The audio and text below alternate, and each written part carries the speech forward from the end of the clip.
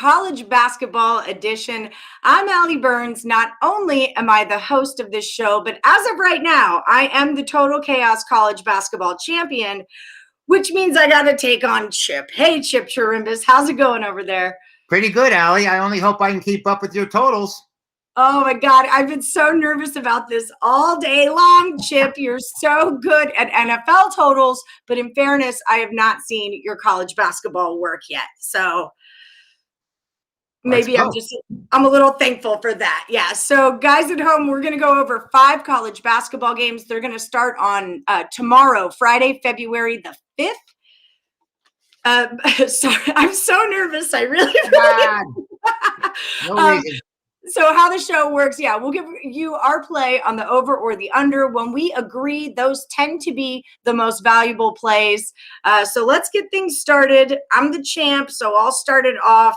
That's how it works here. We're talking South Dakota at South Dakota State. The total's 151.5. I did a lot of total averaging on this one. I know these two teams play each other very hard. The last time they met, total was at 169. That was in the Dakota's showcase. I've been a South Dakota State SDSU fan for a long time. And what I know about them is that they put their pedal to the metal and they just keep going. So I'm taking this one over the 151.5. What do you got, Chip? Well, I'm not straying too far away from you, Allie, as no one should. South Dakota is 9-5-1 to the over already this season, and State is 8-4. So we've got a combined 17-9, 67% virtually when these two teams play independently going over. I see it going over again. South Dakota is averaging almost 75 points a game. State is averaging almost 81 points a game. I expect this to be a high-scoring game. I expect this game to go over the total. And I agree with you here, Allie. I'm going to have to stay with the champ. I'm playing this one over the total, South Dakota State and South Dakota. Okay, that makes me feel good. I feel like we're off to a good start then. So up next, we're going to do Boise State at Nevada. Your number's 145.5. What do you got here? Two pretty good basketball teams here. Boise 14-2 straight up on the year. And, you know, they've both been great against the number when you're playing sides. Boise State 10-4. Nevada 12-7 on the year, 13-5 to the number. If you want to play totals with these two, they're both just about even. Boise State's 8-7 to over, and Nevada's 9-8 over. But you know, these two teams are tough. They're coming to each other, and it's in Nevada. And Nevada does play really tough defense at home. Boise overall has played great defense this year. You know, there's a 17-point margin between Boise's offense and was averaging 80 points a game and defense allowing 63. But I think this game between these two, they both know they're playing against really good teams here. And I expect the defense to come to the forefront. I'm going to play this game under the total. I'm with you on this one as well. I did my the way that I stat my numbers. Nevada is averaging, when they play at home, a total of 137. And while Boise on the road averages more of a 149, they've played the lesser schools like SDSU and Wyoming on the road. In the last 5, they're at a 145. Their total average for the season's a 144. I'm taking this one under as well. So we agree on 2. All right. We might have to duke it out or something. Pick a we're going to have a tiebreaker or draw blood somehow. Yes, exactly. So Monmouth at Manhattan, I got a total of 139.5 here. This game really, on the Manhattan side, just screams under to me. Monmouth goes over this number, 139.5. Their average on the road is about a 149, 150. Right. In conference, it's 157. Even in the last 5, it's a 143. All of those are over. But when you look at Manhattan, I mean, their last 5, it's 109. I'm not sure how they get there, you know, and I feel like Monmouth could do most of the work and get it there, but I just don't see it happening.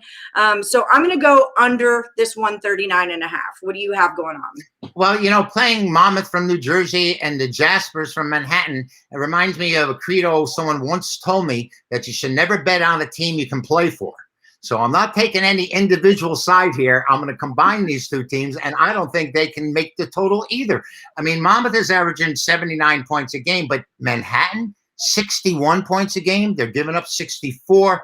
They're at home. And I think when the team's at home, they play to their strength. And I think that this game should stay under the total as well.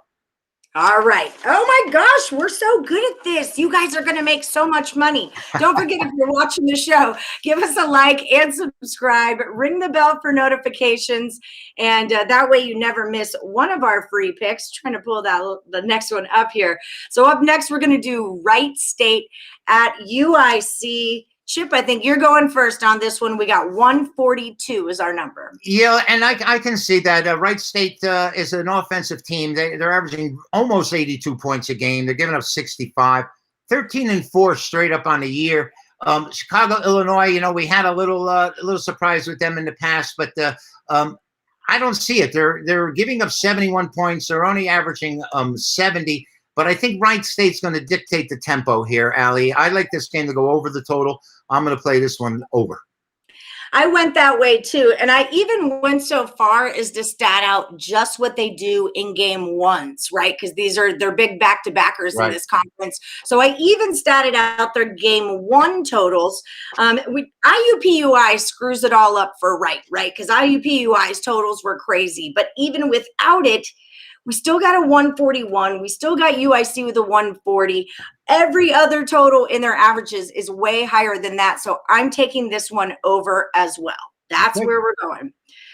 Holy crap. We've got to disagree on one. Well, we can always determine and pick out which one is our best bet and let that be the tiebreaker. That's a good call. Well, this one might be my best bet, as a matter of fact. So we're going to do Cal Poly at Hawaii. The number's 130, and I have to go under on this because of all the averaging that I do.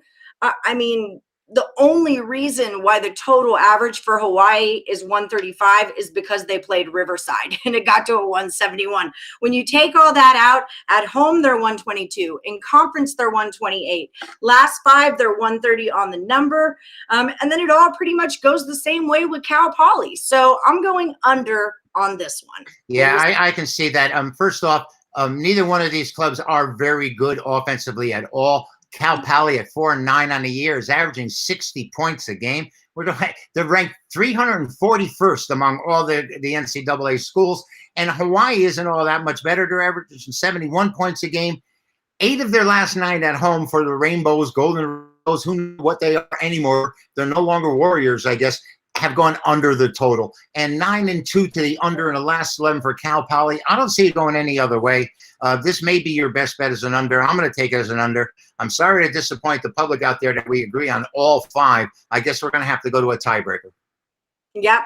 We'll make some money on it. Well, do you have a best play? Is yours Hawaii also? If you force me to it, I would play the Boise, Nevada game under the total because they're 2 very competitive teams that are in the conference, and I expect it to be a tighter ball game with both clubs fighting it out right to the bitter end. So I'd play Nevada and Boise as my best bet to stay under the total. Oh, that's a good one. Okay, I called it, so I'll say Hawaii. So maybe that can be our tiebreaker if one goes the other way, or I don't know.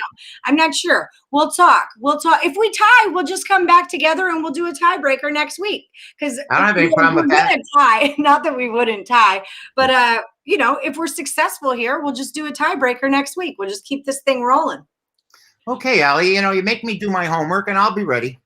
All right. We'll pick a better day too. So the reason usually we'd like to do a Friday, but I've got Chip preparing. I don't know if I told you about this, but you and Higgs are meeting on Saturday night for Total Chaos player props. I wasn't aware of that at all. It's a good thing you notified me. I have not sent you the email yet, but Higgs has confirmed, and I knew I was going to see you here, and you're always down to do a video. I'll have to cancel my date, but we'll work on it. All right. So Total Chaos tomorrow night, NHL. On Friday night, we're doing an NHL at 6 p.m. Eastern. And then Saturday, 6 p.m. or Sugar Balls, 9 p.m. Eastern. It's 6 p.m. our time. Right. So 9 p.m. Eastern. And then Saturday night before the big game, you and Sean Higgs, your final NFL match of the year will be on player props. All right. Yeah, I'm looking forward to that. You better tell him to rest up for this one. He looked scared when I just did a video with him before. He looked a little nervous when I brought it up. I don't believe it. Of course not. You guys are so great together. All right, people at home, thanks so much for joining us. Hit that like button, hit subscribe, and ring that bell so you get notified every time we do a free pick video. All right, Chip, I guess no one can win, but Yeah, I'll see you next week. win. Everyone that's watching and pays attention to what we're saying, they can win, Allie. Exactly. I'm going to win because I'm about to make a couple bets right now. So yeah, there we go.